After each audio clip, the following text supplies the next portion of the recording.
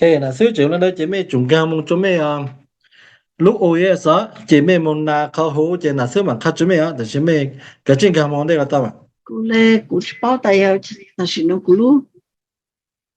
bông tê nè kiki sữa ô news cầu châu nữa nè cái này là ta chỉ ô news cầu châu nữa cái ô news so cầu châu cái so bên mong cho con nó nè cái update cái cái bù lên nó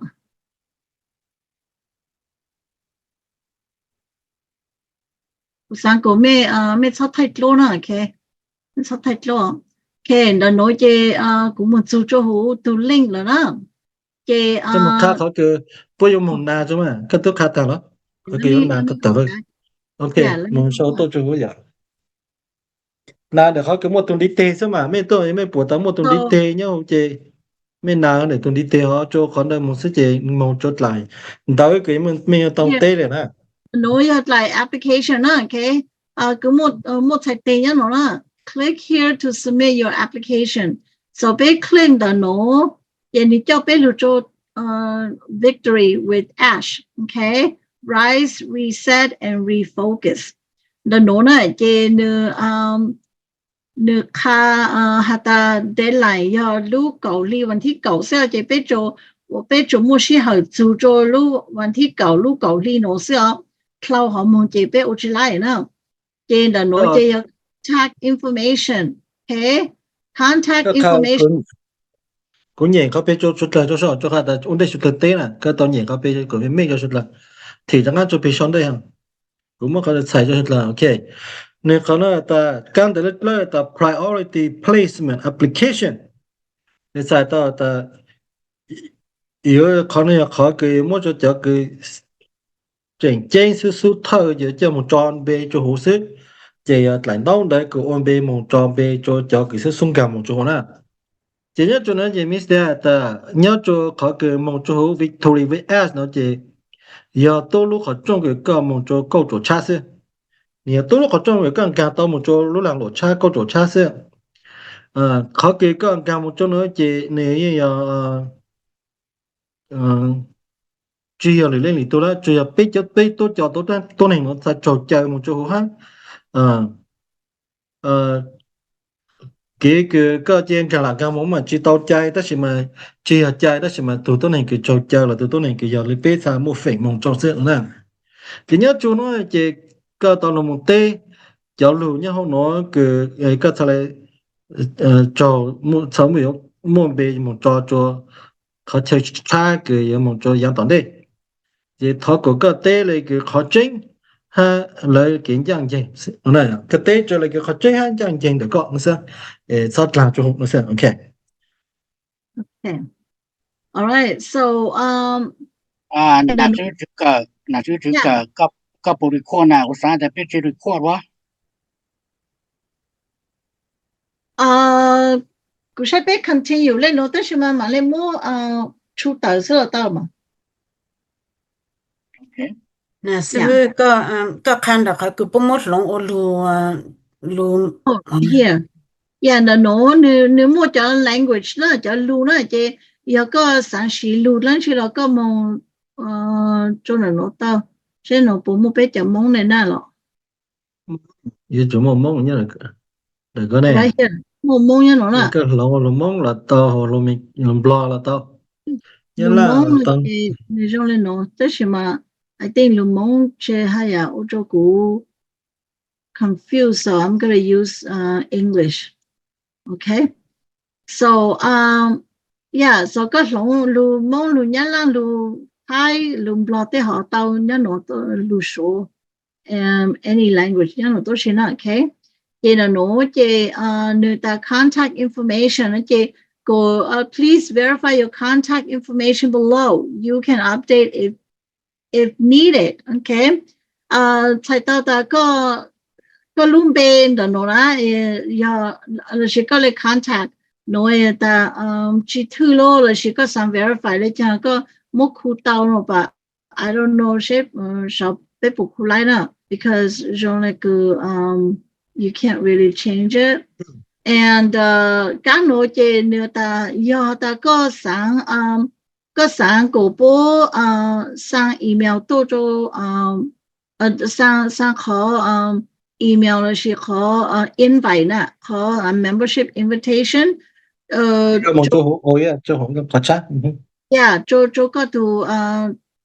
email chalo là chỉ lưu tu email nó chỉ có click luôn box nó okay okay thì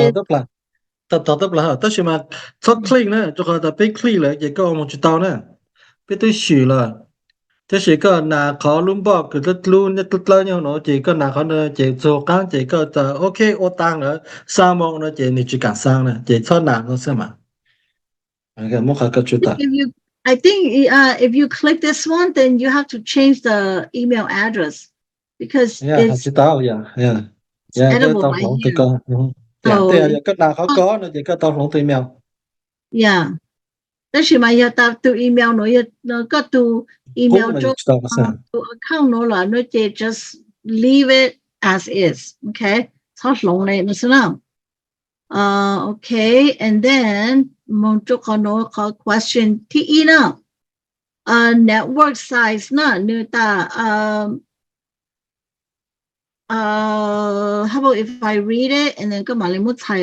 okay, that's how maybe better in Lumon. Yeah, có mặt sai cả sẽ là tao mà, có mặt sai cả là sẽ có cho read là mà. Read có cho lên sai số. Khó thì nữa nè, chế mê bổ cháu hô chế mua tôn hình chống tôn hình trời nó là ta. Có cháu tôn hình chống bỏ lý chàng, có một tôn hình chống bỏ lý chàng. Cứ nào nó nói chuyện, cứ cú sao cho nó, cháu cứ active nó. Kìa, cháu nó mà cháu cứ ta. Cứ thầu bây một khi bulu website OS bây mua thầu mua mong bé mua mong web bên nào là bắt tổ mong nhận chân đâu hồ là thầu message tổ hello là bây một sai nè cho tôi này nó có sáng này ta sẽ nó có mua chung bỏ lại chăng nó là chị nhớ chúng nó chỉ mua zero cho ý cho cầu ý cho chỉ cho tới họ nó chỉ sẽ có thể có sáng nó chỉ có nào cho con đại nó sao ạ thì họ cho cái này à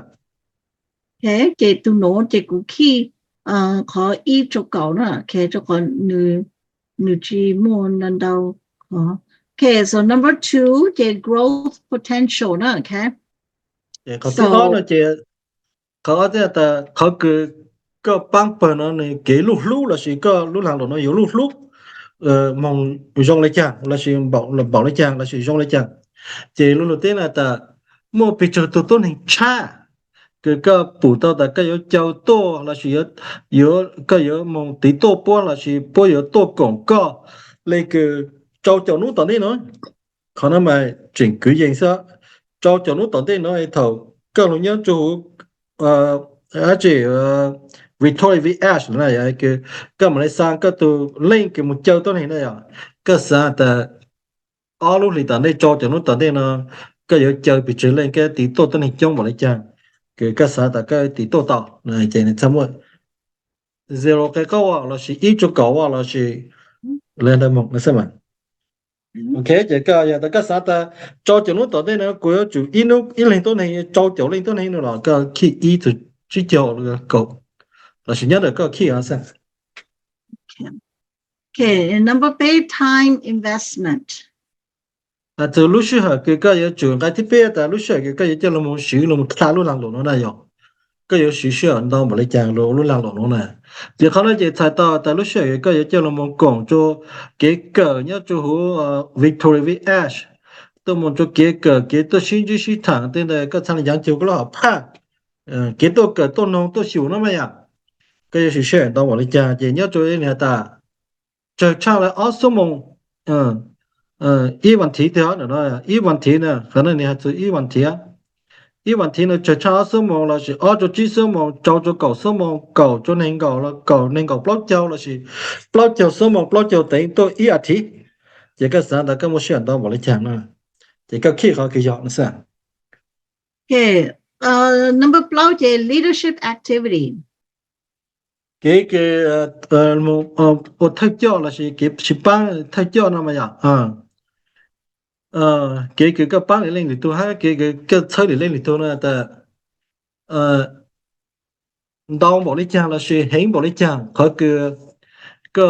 tí to cho tôi này cứ tôi giờ nhớ chuyện là cái bang là sẽ lấy cái sang email lo cái hồ sơ tông lo cái sống đông đấy lo cái messenger cho bố lo cái tôi sáng là tôi có ok cái ok lo chú cho cái giờ tôi này nữa nè cái ô hình bộ lấy chàng là cái sự sự đau bộ lấy chàng nó chỉ nhớ chỗ này nếu mà có cái ta có thể chứ chỉ chú mua là chú mua cái này mà chơi cha là ý ra ý mà ý li là sự ta có thể ở cái đó ở ý chỗ ở ra ý li có thể bé đó cho cho thì có thể bao cái đó yếu lâu cho cho nó là giờ này nè tuần đầu ra thì nó chỉ sẽ có thể có giờ sao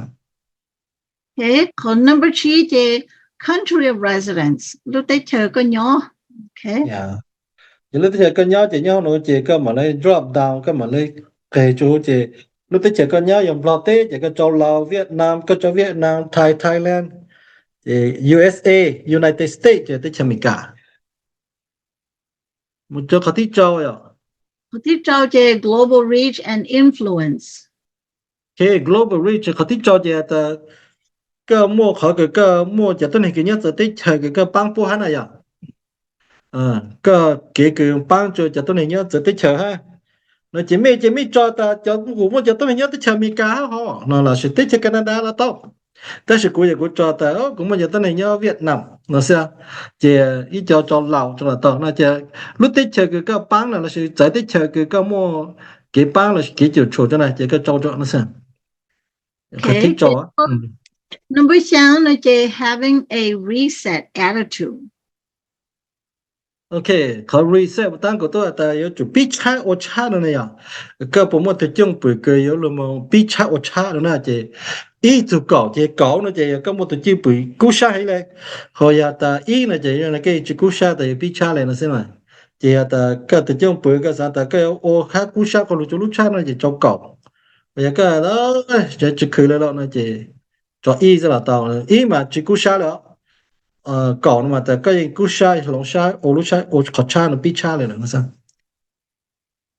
Okay. Thì number 2 thì code of conduct.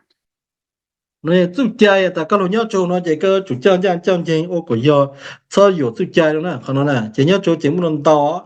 chỉ cho cũng nhiều chỗ gia họ ít khó của chỗ mình xuất là bao ta cho nên chỗ gia chỉ chế nó cái can thi hiện tại ta có thực hiện nhiều chúng bằng xe là một chỗ chủ kế công ty hay chỗ cần là có thực hiện của lúc họ tiếc họ ta có yếu ổn định ha ở cho tổ chức bồi dưỡng nhớ chúng nó họ tiếp bé họ ta có khai sáng luôn yếu cỡ ha yếu giải tỏa cho chỉ cha ha ha yếu bồi dưỡng luôn một chỗ chủ kế kiếm bằng họ đây nó chỉ giáo sát chủ kiếm bằng đây họ tiếp bé tôi họ tiếp lâu tôi mà ta cái chủ sai tàu lên từ phụ từ cho tôi này cái nhớ chúng nó ha sau số một lời chúng một chút cái bản mình có tiếp chi nhau cả tại cái chủ sau cho lúc học ha lúc gì mà cho nhau cho hữu Victoria xuống đó chúng ta nó khó cơ tại cái chủ tí thái lúc nào lộ nó là sự cho từ trong bự cứ dùng chỉ sau là một chỉ tế mình ha ok hạt chỉ dùng cho lúc nào lộ hơn nó sẽ là sự cho tôi này nhớ chúng nó sẽ thì ta cái tổ chức là họ chỉ có là thơ họ agree yếu là họ bổ sung là họ là sao Okay, number 2 nó chỉ your commitment. cái thứ cái bằng sa cú sa lụa nó nè nên một cái thứ cái bằng sa cú sa lụa nó giờ lấy chàng nó giờ này ta cái khai chụp biểu nó hay chụp khai cái là một bằng hay là một khai từ số lượng nó cái chủ ô lấy chàng đó mà chỉ nó giờ khai từ ta cái từ trong bự cái cái làng kỹ liệu nó cái vậy từ tôi này cái cho lấy chàng ô lấy chàng đó chỉ nhất trong này chắc cũng nhảy cho nó một tăng cho cái số thập bao nè giờ khó thì ý cái cũng nhảy cái tăng cho nó số thập bao vậy thôi cái thì integrity and reliability ấy thì tôi này cái ổn định hết cả hai lấy chàng ô lên đó lì tự nhiên cho sát tàu chủ có hành trình tàu có cái thứ ó hay tại giờ tôi này cái cho tôi chỉ bổ sung ha một lần chỉ nhau là cái gì chỉ chỉ khẩu dụ ha cái chơi của xuất lấy một dụ ha cố sa khẩu lục sư giờ có thể ó เขาที่เป้ยเขาเกิดแต่จะยุ่งบริจาคแล้วก็ยังยังมามาสิวฮะโอชาลูชันเดตกูโอกูตาซึเขาที่เปล่าตัวมองแต่一个ยังมองก็ตัวเข่งเขา self motivation ก็สมมติจะกันนายก็จนนายเขาที่เปล่าก็ช่วยป้อใช่ไหมเขาอยู่กูหาเส้นโอเค self motivation กูยังตัวนั้นคือกูเอ่อมัวใช่กูบ้างกูตัวเข่งสิจุดต่างหรือตัวยังหาเลยกูยังกูใช่กูตัวเข่งให้ก็โอ้กูตัวเข่งต่อ moi ça trong cái tụi kia khá tôi mong là của của cái chú phu chỉ ha một cái chỗ sao ha chủ đầu chú phu chỉ khá tôi mong leadership mentorship của cái ban lý lên từ thay cho ban lý lên từ khai lý lên từ hát sau lý lên từ và của cái từ tôi này là ha tôi mong của cái tôi này cứ là ha của sĩ cho trong chủ lý lên từ ha giờ là giờ mình trả tao tôi này chống là sự mà cho tập phong tao cho tôi này chống tận đây nó là mà khởi tôi mà chỉ ta cái của hà lô chỉ của những hà tao thất suất là dù ha ở chỗ suất là mà sao trong trình hành trình tao cũ khởi tôi mà chỉ time share cái của nó của những chi ha của những bao chi của giờ share chỉ là cái tôi của bao mình ha bao dung cho lăng rồi nó có thì cơ giờ ta cuối ở đó chỉ cuối nhớ chúa khán đây mong mong lù lù ô của ta này chỉ là ta tổ từ của sáu ô chỉ sáu chỉ chúa tất nhiên mình của chỉ cuối chủ ô của ta này xem rồi nhỉ chứ này cho trong bưởi cái lối nhớ cho lòng là nói ít từ trong bưởi này có cái ok là cái lộ mà ok chị mấy mong nói mà chị mấy mà đây giáo lượng nó còn không lắm option options now. แต่พูดอยู่พูดใช้ตัวเป๊กขอซึ่งมา ồ khán chỉ có chỗ sai topic khó xin à cho nên tao đó sẽ mà có khi topic khó cái trong champ là chỗ có nó xem mà cái早上champ là sẽ hủ chỗ có champ là nó xem khán mà chỉ là ta có nhà lấy cho nó khán mà có tụ khi qua lấy họ mà khi khó nó xem nè khán tôi mong là tôi giả ha khán nó số khán nó Tôi khán thích có what are your most important dreams and personal goals? ok nè ta có cho cái bao số cái chỉnh chính chỗ có ha để họ pha cái chỉnh chính chỗ có giờ đó chị nó chỉ muốn đau dạng đó chỉ có nhìn khó ý nè khó ý là ta cứ cho họ pha là cái bao số này nó giờ ô của cũng muốn nhà nó thể tên nô tên cái là sự tên cái của chỗ lo ha tên cái số tờ cái phải phát tiêu tên nó khó thì luôn của cũng ban của muốn nhà tạo tới mua cái cuốn số tên là của cũng muốn nhà nhân đại tao xuyên khó thì bây giờ mà cũng ban của muốn nhà luôn ở dưới lúc chế lưu là sự một cái lúc chế nó khu của lưu hay sao ấy khá tiếp lâu tôi mong là ta có lúc ban nhà nó là sự lúc học phải giờ là mà dưới lúc chế cha cái dòng ha chỉ bỏ cái dòng chỉ một tí mấy khá tôi mong là ta có học phải giờ có cái số chỉ hậu là có nhỏ nó chỉ chơi chính trái hay muốn nhà ra khá tôi mong là ta có nó cú chỉ tao chúng mấy thứ cái cú mỗi nhà lưu chỉ khứ là cú mỗi nhà lưu chỉ chơi chỉ tu à tao mong cổ cú ham mỗi nhà chơi cho trẻ mình nhiều là chơi cho cú tu khen mong cần đâu cái sáng gì à tao mong là ta cổ cú ham mỗi nhà cổ ban cho cú chỉ tao này trong trang cú à tao mong cổ cú mỗi nhà mỗi gia mong đào gì tên gì chơi cũng là tên nó khá tôi mong của bi tới lúc đang đổ chai là chỉ của lúc đang đổ tài sản của bi là của vàng mình hay dùng khá tôi mong của nó chúng lên thì không tao của một số ha của chỉ của lúc sợ lấy cái của lúc sáng nhá ô tao lấy cái của lúc sáng nhá khá cơ các là của ha mua nhà mua ra chơi cho tìm mình nhiều lúc này dùng cho dạng toàn đi là sao cho nó chỉ có khi bị cho họ là tao nó nè cái cậu này nó này cái khi tàn cho là tao hoặc cái khi đón tao là những tao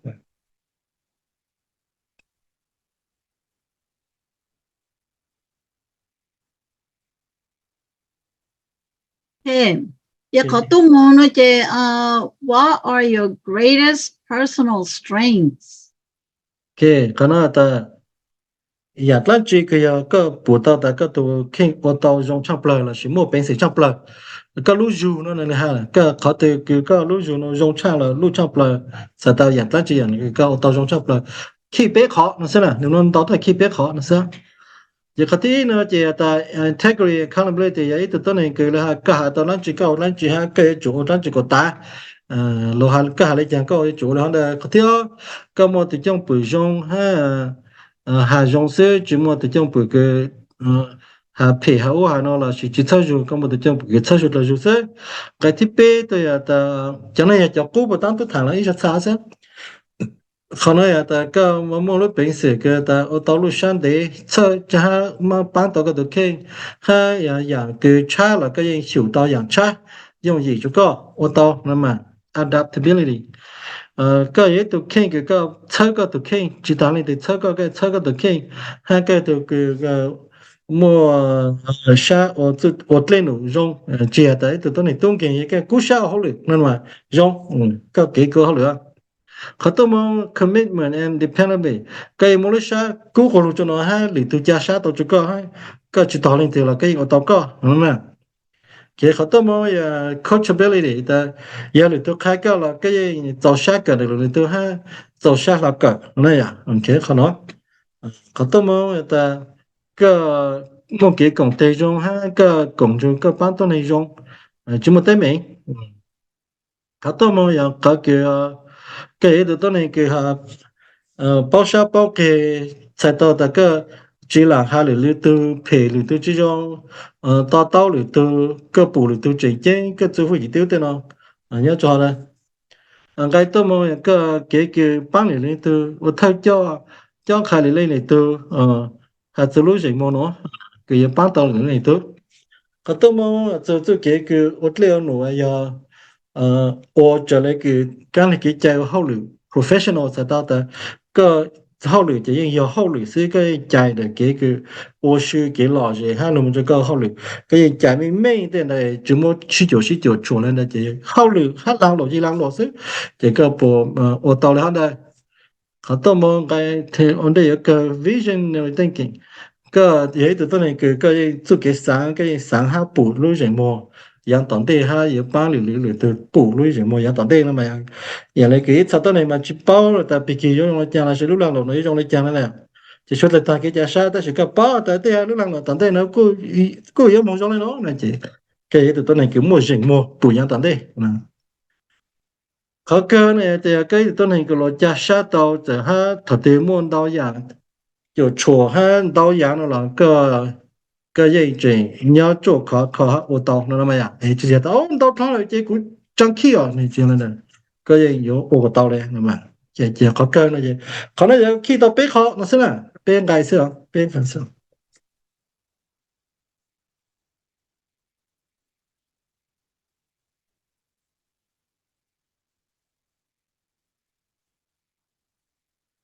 这头单呢，这边我讲那个那些边我讲那。chọn đỡ nó lưỡi tờ đó tại sao mà mình nói lúc xưa thì mình mà mong ta nhớ trong cái chua giờ lấy cha nhưng cái gì giờ lấy cha nó chị mình mà lấy một sai mình lấy chị mình mà nông thế mà nếu chỉ muốn cho nó nhớ cho hữu là thế sao mà biểu cái cho xua chị mình một nông cho xua xem ok trong cái cổ chị if you have a YouTube channel how many subscribers do you have khả năng tại do hết ta công ý trong YouTube này mua bây giờ tôi subscribe cho con rồi, chạy ta từ bộ mua lên từ cái tôi chọn về rồi sai cái trong YouTube rồi, này chỉ cái chỉ mua này cho zero thì cái mua ít trong chỉ mua bây giờ tôi sai rồi mua ít trong là chỉ cho ta ít thứ ít bộ là sao mà, bây giờ mua này tôi này lúc trước chỉ sai trở lại cho tôi này number à, khi khó kìa, okay so cái ô tăng lên nó chỉ mình là cho lu sáng nó submit application. Okay. Chị mẹ nào lúc sáng là có chị tự hỏi nó chị mẹ khả năng ta chị chỉnh chỉnh nó tại nó là chỉnh chỉnh á nếu chỗ tôi ra thì cái khu chỉ lại nó cái tên nó chị yếu là họ chị yếu là họ chị chúng một họ cái luôn gì là nó nè chị sai bên mình cho chị yếu lên nó yếu lên nó là chị nào sẽ xả có sẽ xả chị sang lại nó sao Okay, trên như ta Tới là success, I thought that the application has been submitted, no? Yeah. Nó sẽ là, okay? Chị cho nó chị highlight tăng cho là sao? Chị có một chỗ sau nữa là chị nữ yên tờ hat your application has been submitted. Right Okay. here, your application has already been submitted. Chị tăng lên nó là sao? Okay? Chị I can just get out here.